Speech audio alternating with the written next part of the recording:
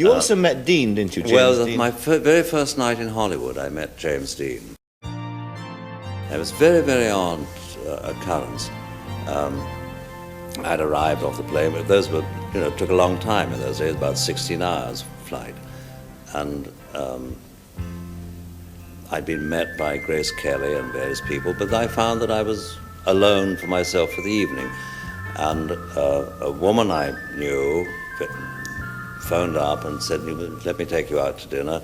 And we went to various places, and she was wearing trousers, and they wouldn't let her in any of the smart Hollywood restaurants. Think of it, whatever it was, 1952, 54, or something like that.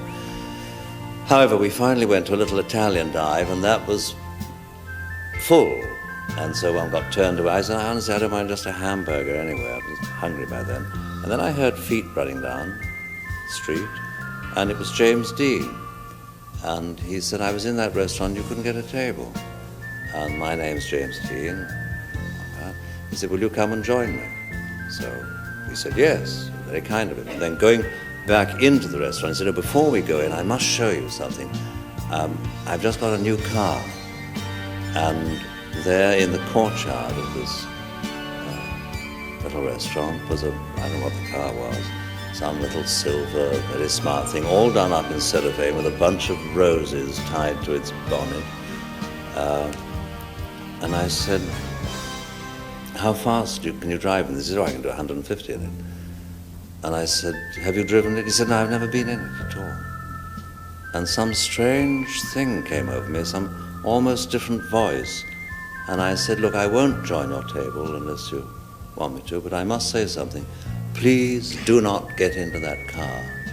Because if you do, and I looked at my watch, and I said, if you get into that car at all, it's now Thursday, whatever the date was, 10 o'clock at night, and by 10 o'clock at night, next Thursday, you'll be dead if you get into that car.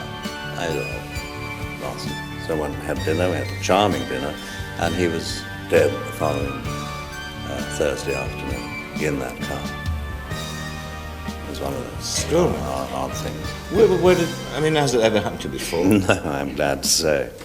But it was one of a very, very odd, spooky experience. I liked him very much too. I'd love to have known him more. Yes.